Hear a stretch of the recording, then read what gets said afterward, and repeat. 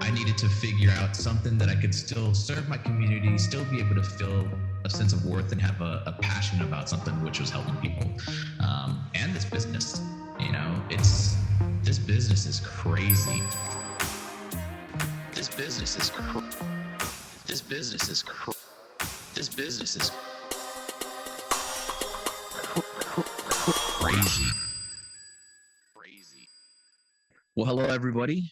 Here we are today. We're going to be speaking with Marwan, and Marwan is going to tell us a little bit about how he got into the business. The big important part is everybody takes a look at how hard is it to start a roadside business? Is it really that difficult? How do you become a roadside assistance owner? And so we're going to kind of go through the steps of a real owner. Thank you for joining us today, Marwan. I appreciate it, man. Thank you. I appreciate it. It's an honor. Hello, my name again is Marwan Ayyad, owner of Roadside Solutions. We started the company back in 2017. I started it from a small idea. Used to work with a towing company, and I said, I can't afford a tow truck. Let me try the tire services, the roadside assistance services, like tire changes, jump starts, lockouts, or fuel delivery. That's basically like that. I started with $500 with my old little four-door car, and within a couple months, I had to get a new truck to keep going. You can't say that the journey started then. And 5 years later, we have here like 7 vehicles. A lot of transitions happen in the business. We will go in detail in a little bit, but yeah, we started from a little four-door car with $500, and within 5 years, we were one of the most respected brands in San Antonio. That's awesome, man. I've followed you for many years before I actually got a chance to really meet you.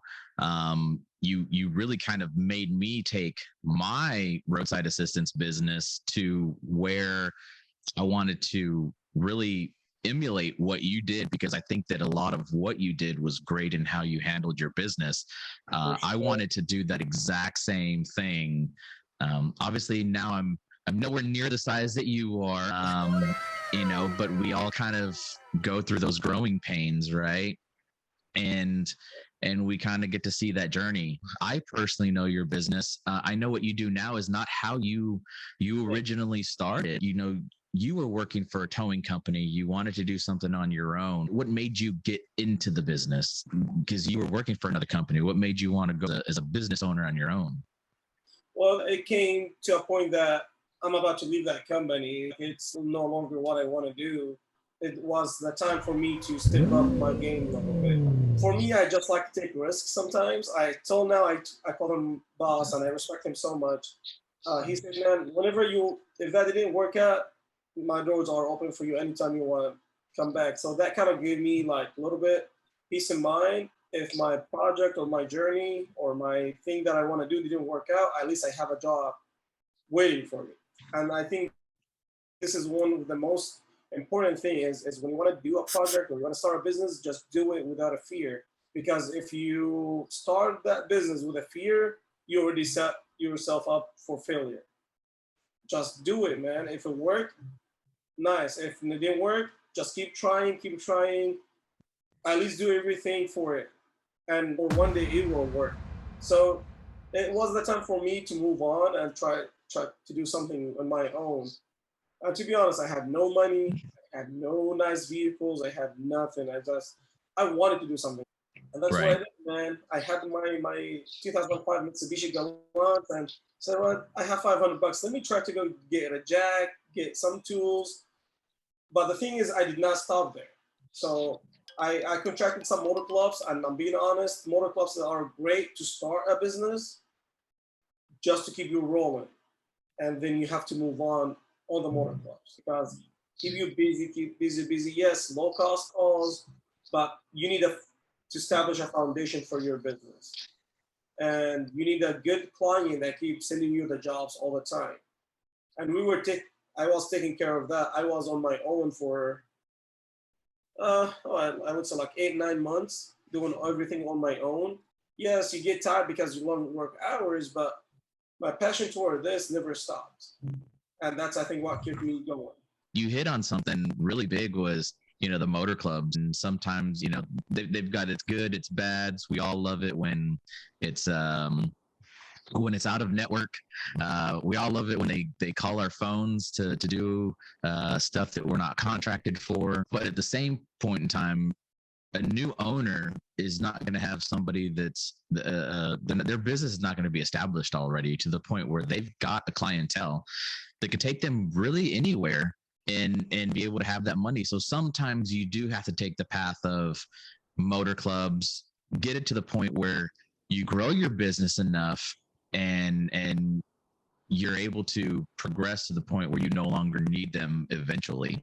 And the other thing is the passion, right? You have to have the passion for yourself for this business. It's not a part-time gig.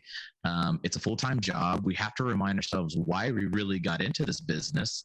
And a majority of the times, the reasons why we got into it wasn't even about the money. It was about helping people. Yeah. How many times do we run up to one of these customers and they're distraught, they're upset, they're yelling at you, and you're like, look, I'm here to help you, and I'm going to help you to get you back on the road as fast as possible.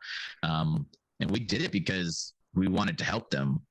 I know myself, I got into it because my past life, I was a police officer, and I enjoyed my job helping people, and I wanted to continue that. I was injured on the job, so I needed to figure out something that I could still serve my community, still be able to feel a sense of worth and have a passion about something, which was helping people. And this business, this business is crazy.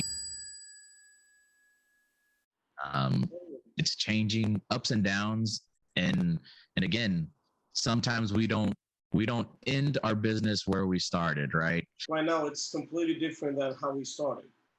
Right.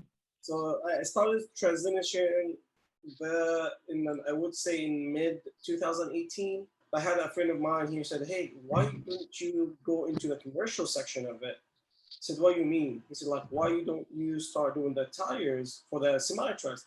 I said, come on, man. Like, I don't know how to do that. I never touched tire before like that. I don't even know how heavy it is. He says, man, it's easy. I'll teach you. And actually, he said, man, I hit tires. I said, you tell me you hit tires and you want to teach me how to do tires?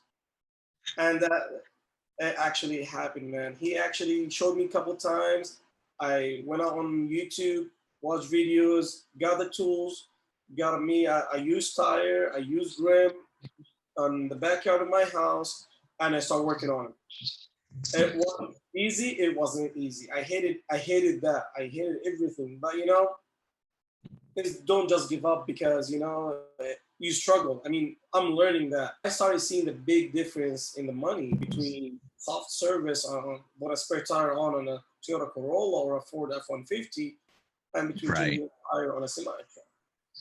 So I said, okay, looks like it's gonna be transitioning there slowly. So that's how the transition started. Then we start looking into more when we do a tire for a company, and then we started like, okay, what if we started doing more fleet stuff?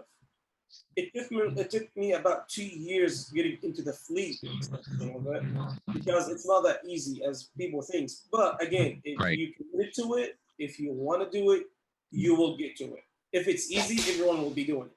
Let's say 2020, that's when everything also changed completely with adding the mobile tire service, where we actually right now take care of all the tires needs, not just a spare tire on our semi truck.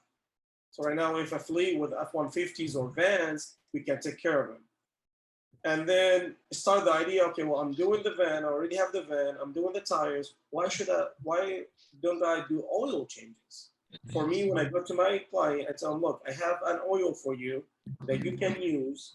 Instead of changing the oil every 5,000 miles, you change it every 10,000 miles. So that will cut your downtime on vehicle, on labor. You don't have to send your guy Express Lube or any of those places to change an oil. I can come to you, change the oil once every 10,000 miles with a full warranty on the oil. It's a high product, AMS oil product. So we trust it. And I think the only people that were 100% doing it before us, it was AAA. Right. even those big dogs in this industry right now that works with a Jer, like I don't know if I'm allowed to mention names or no, but let's without names, they Hey, did not have battery delivery system. They did not have it. Never sold that before with them until we started. And people started, no, it's not just jump start service. To kind of book a little bit more revenue to your business, you get what, $30 from Motor Club for a jump start. You know, when you replace the battery for that customer, if it needs to be replaced, you charge the customer like I don't know whatever the battery cost you or how you want to do it, plus maybe $50 for instance.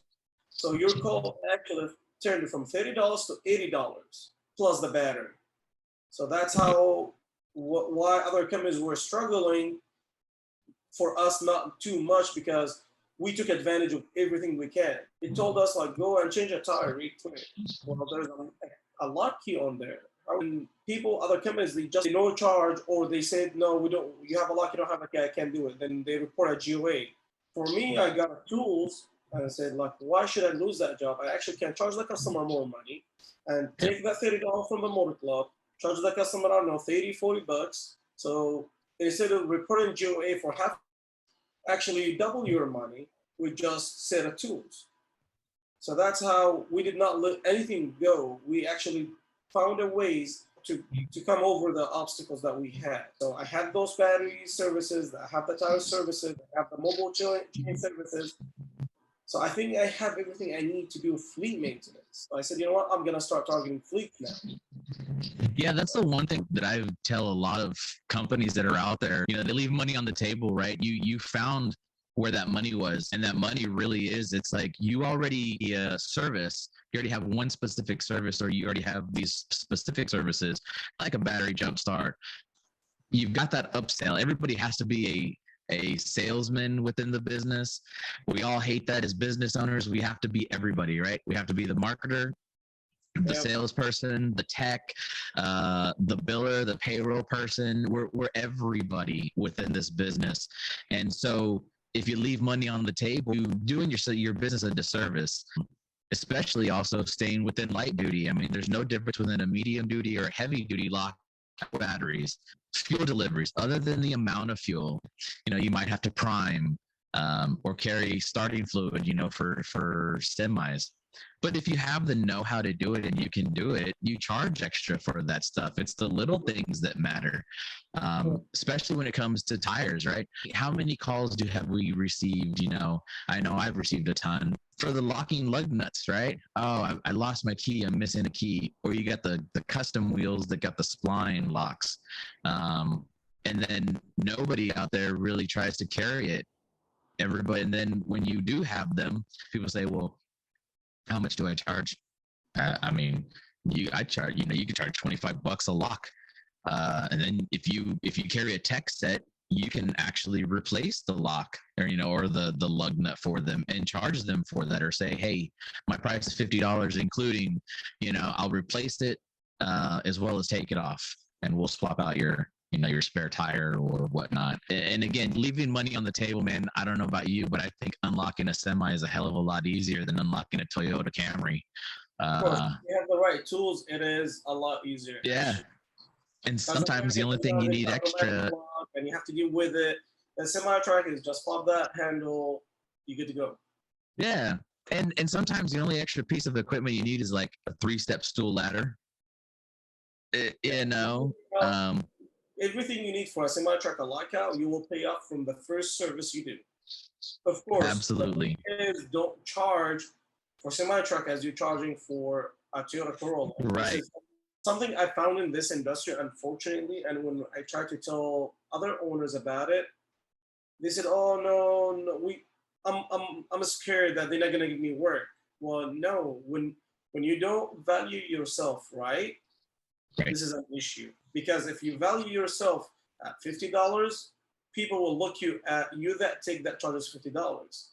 If you value yourself at $100, people will look at you. Oh yeah, that's the take. He has higher work standards. That's why he's charging $100. And even sometimes, believe it or not, that $50 guy or company does better work than a $100 company.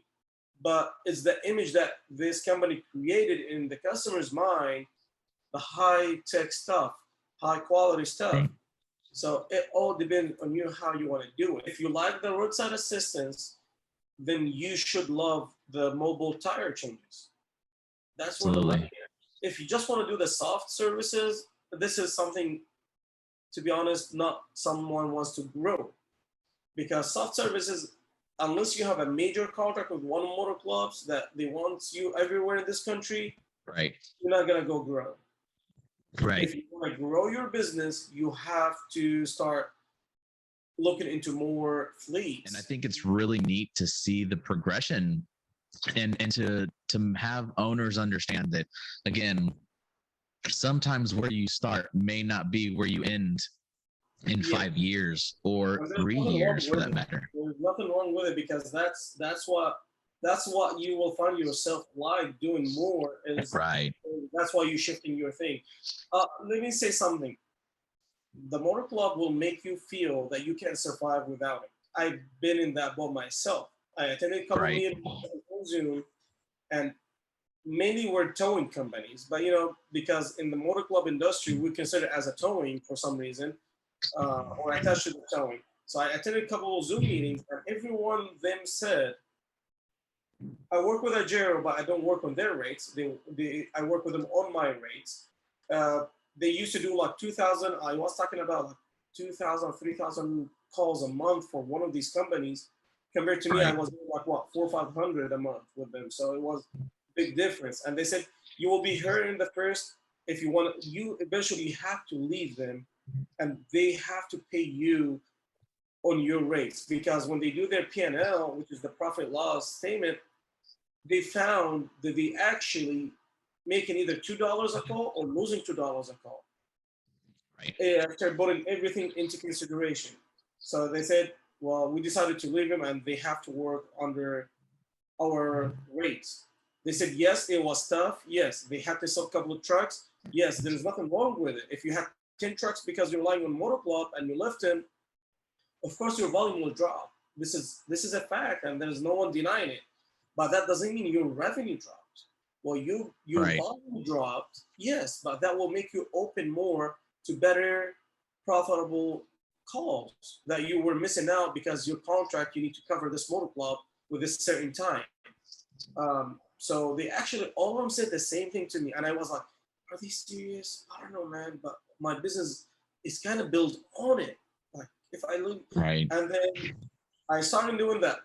More cash calls, more fleet calls, less motor clubs. I dropped mostly all the motor clubs but Ajero until about almost 2 years ago, or a Right. year and a half ago.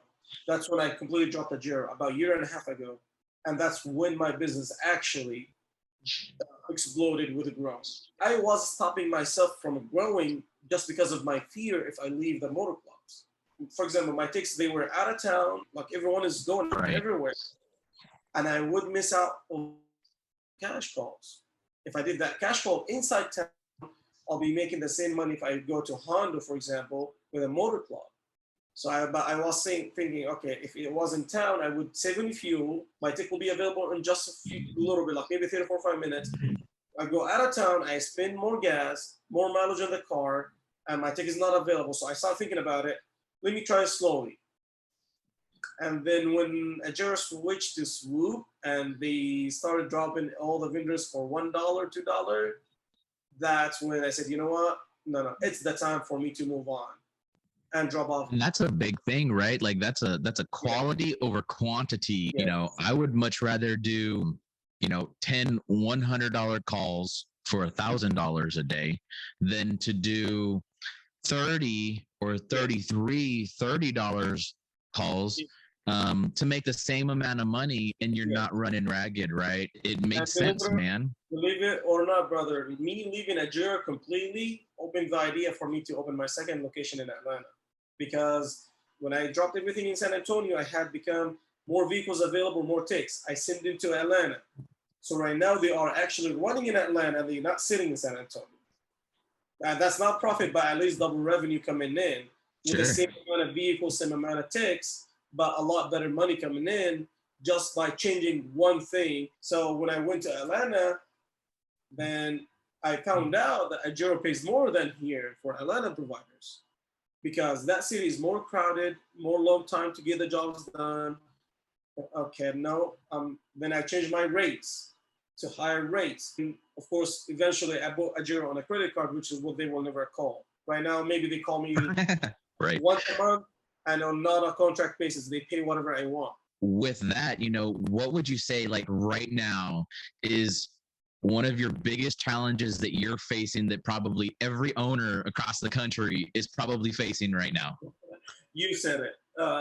Probably every business right now is struggling with the same thing we struggle with finding the correct and the right help that everyone looking for, the right personnel that they want to work with you, work growing the company, and find the people that really interested in this. Yeah, and that's a big thing, right? It's like finding the right person that wants to work. You're hiring in both locations, right? Yes. Yeah, so you're looking for technicians that can do tires and batteries, and you're one of the few companies that has been very blessed to be able to expand out, hire more quality employees, and it's not like you're asking them to utilize their own vehicle. You have a fleet of vehicles. You have to work for a couple of years to get the reward that you're looking for. Again, I have ups and downs, but still, I never give up. A very good friend of mine now, that I work with still, taught me a lot of the stuff about the industry. And it all started off, he was selling a car at one of his lots and he had a towing company, man. And I was like, hey, I'm interested in your Q5 that you've got here for sale. And I said, I see you in a towing company. I own a roadside assistance company. And I said, maybe we can bounce stuff off of each other. He says, absolutely. He says, come over to my office anytime you want and I'll help you out. Man, I learned so much stuff about deadhead and different classes of vehicles, and not only, vehicles, but trailers, and how to control the conversation when motor clubs call you, especially when you're out of area. Man, I learned so much from him, and I kind of took it to where I teach people now, to say, hey, don't let these guys bully you, or don't, not so much bully, but don't let them control the situation, the phone call. They're calling you for a reason. They need help. You have to control it and be able to do it. So like you need someone that knows about this industry, that was involved in this industry, to me to be acceptable to be as a mentor. For example, again, my tire guy, I consider him as a mentor because for everything I go to him, anytime I can't call him, he said, man, just call me anytime you want and ask me any question you want. Sometimes he answers, sometimes he doesn't answer, because he's busy, he called me back. Those are the type of people I want to work with. When I call you, for example, Steve, and you don't answer, you call me back when you have a chance. And hey, yeah, what's up? Like, what's going on? Let's work on that. So we take care of it right away. But people that they just take you as a business, I'm sorry, I just can't. I need someone that to take care of me because they care about me. Like when I come to you for an advice, I'm sincerely coming for an advice. I'm struggling in this, and I'm sincerely need your help with this. And I'm not trying to advertise for you or something, but I already came to you and oh no, I appreciate it. But help with this. I'm really struggling in this. I need help in this. If I don't trust you, if I don't know that you want the best for me, I wouldn't come to you. You and I, man, we've been on the road together. We've flown out together. Looking at expansion in other cities. That's the type of consultant that I am, is really trying to really help you dive into it. I want to really help some of these people where I was at. It's entrepreneurship, being a business owner, but it's not just about doing the job. It's everything that's in the back end, right? We all have to do the paperwork at some point in time, and then we all have to do the job itself. And if we don't know how to do both of them, how are we ever going to know we're making money? Some people are happy, like you said in the very beginning of the interview, was they're happy with the $30-$40 jobs, and they're just looking at what they made for the day. They don't even know whether they're breaking even. Yeah. And I think that's very important. Yeah, that's why, Steven, we see a lot of people coming in as owners and then leave right away. but not even That's 6, what, 7, 8 months, right? They come in, they yeah. think it's all amazing and gravy, and then all of a sudden they're gone, right? But for those 5, 6, 7 months, I know, us business owners, we in the roadside industry primarily. I don't tow. I've never towed. I don't know anything about towing. But we struggle for those 5, 6 months, 7 months, because these companies come in and they really dive into, everybody and their mom now has a roadside assistance company, right?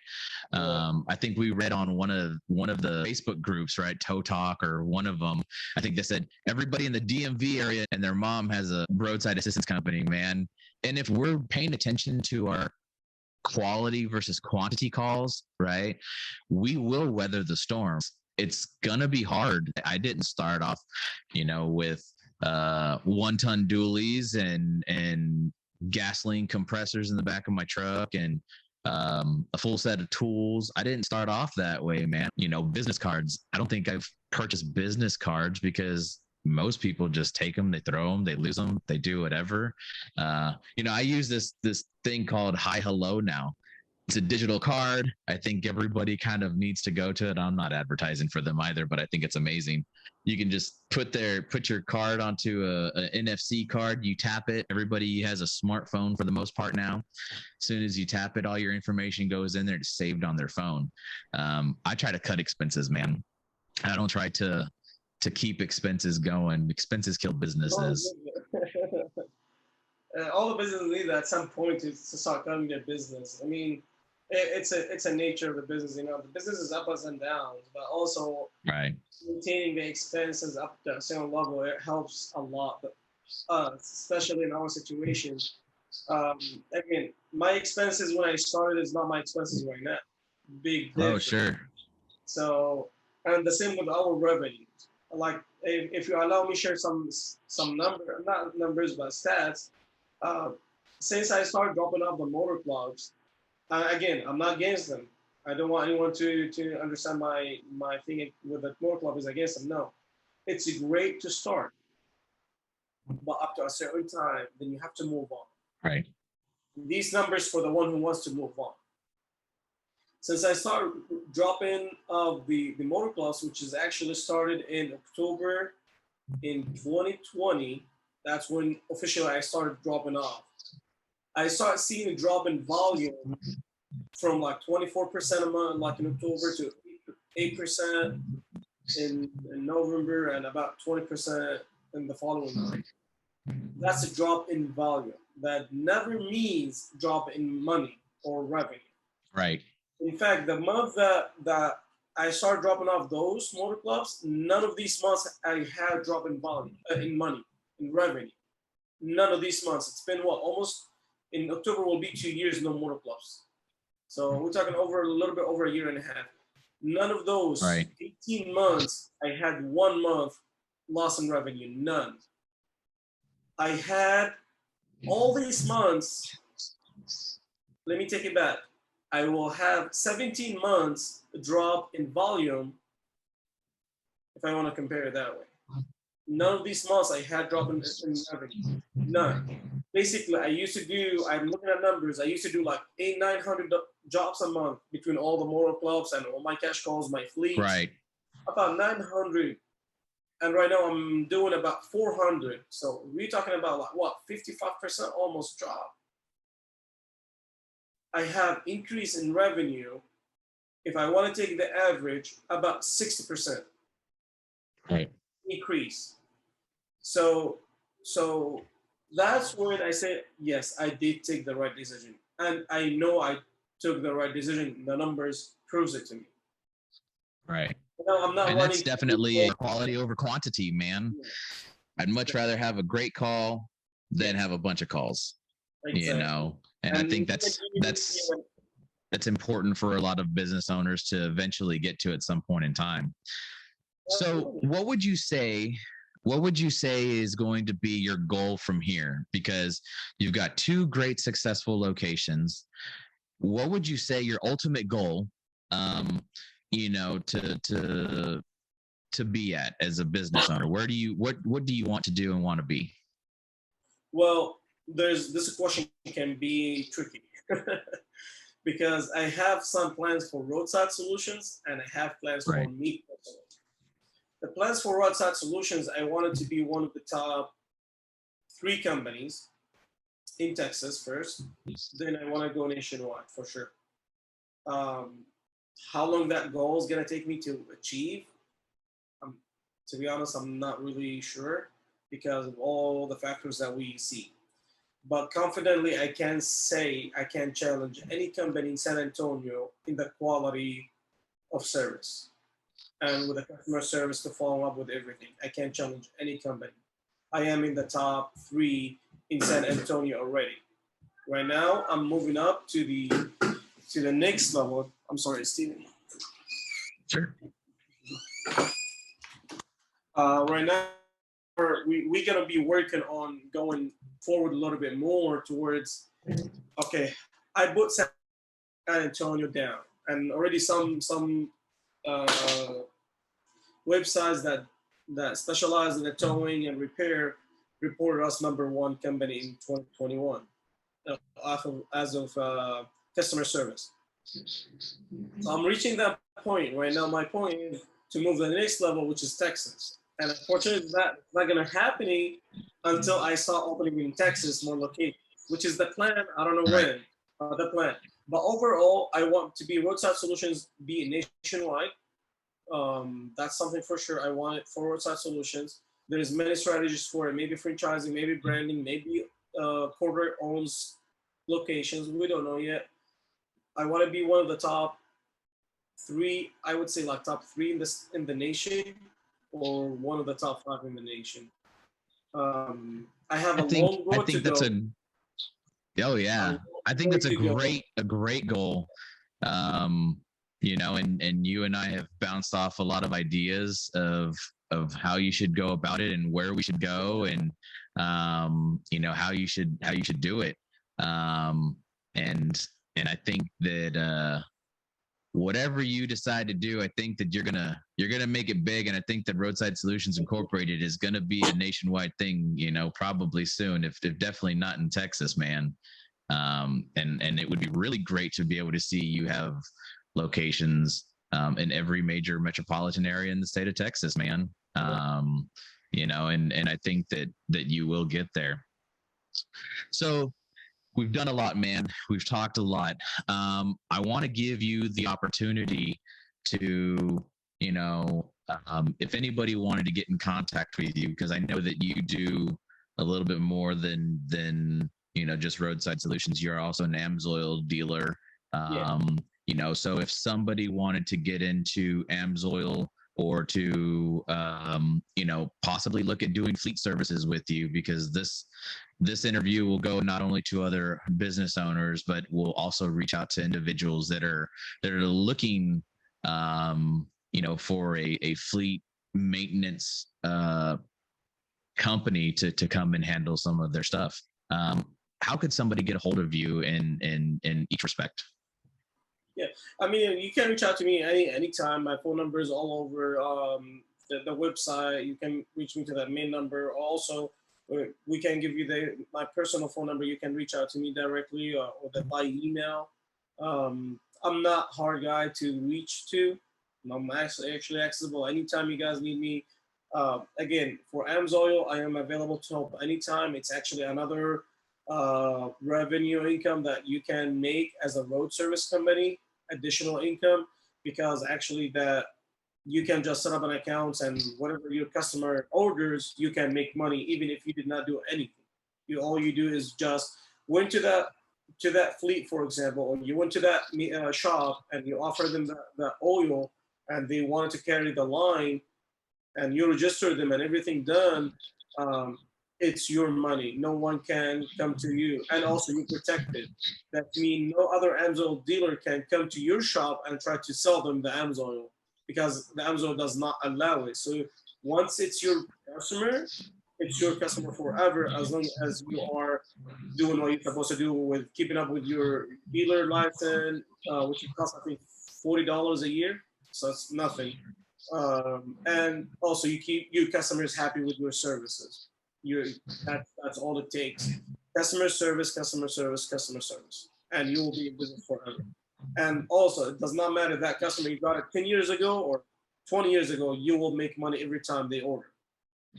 So it's Awesome. actually a very, very good chance for everyone to make more money. I mean, I started with Amsoil, making like what? The first year I was not focused on it at all, like maybe $1,000 commission all year long. And right now I'm Oh hitting the wow. 30,000 because I just started focus on it. And again, 10,000 not doing anything, just making a phone call. I'm not spending Right. gas. I'm not spending money. That money is they pay the company. I'm not involved in any payment in any direct anything. It's just I'm making the phone call. That's all I'm doing, and they are Right. satisfied, they happy. It's a great addition revenue. You can pay it personally, and also you can use it for your company as the roadside assistance. You can add this service to your services offered. You can buy the oil under your customer name because you're doing the oil for them. You sell them the oil. When you sell them the oil, you can make money out of that, and also you're gonna make money from M's oil because the commission you make. So it's actually double revenue.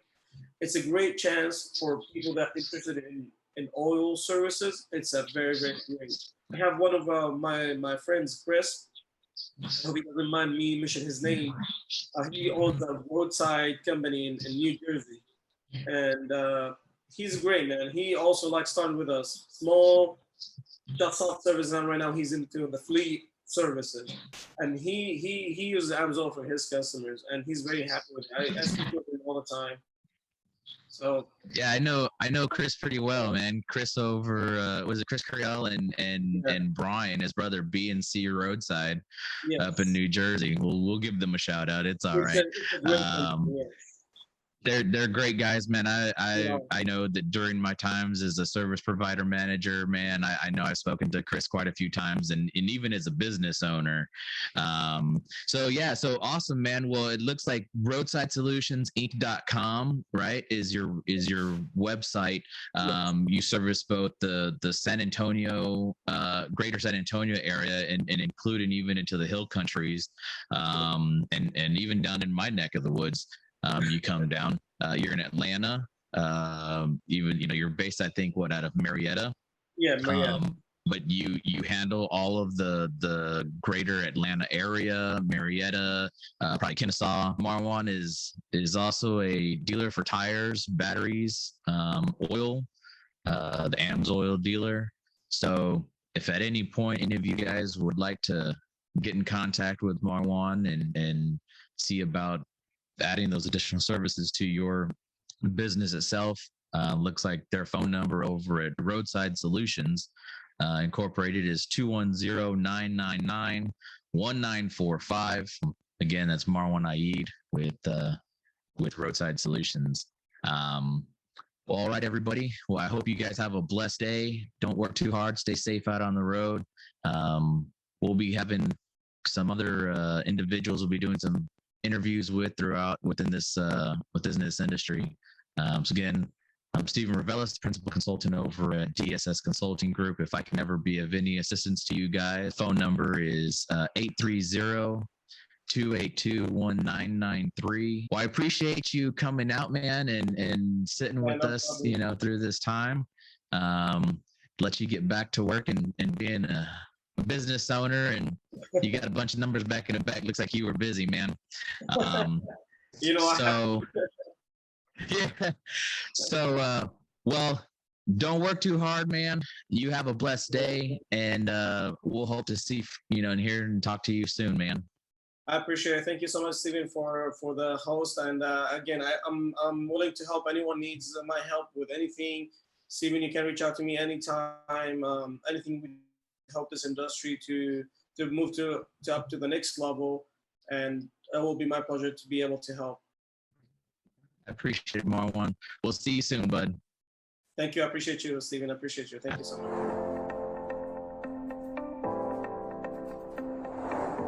We've been using Roadside Solutions now for several years. We run 24/7 operations with our fleet vehicles here in San Antonio, and Roadside Solutions has been vital to keeping our fleet running. They also work with enterprise fleet management, which is a big help for us, whether they're helping us changing our tires, fixing flats, jumping our vehicles, changing out batteries. The list kind of goes on from there. They're extremely dependable, and they're very quick about returning our calls and getting help out to wherever our officers are. I would highly recommend them to any company that has any type of fleet vehicles, especially for those that are running 24/7 operations. This business is crazy.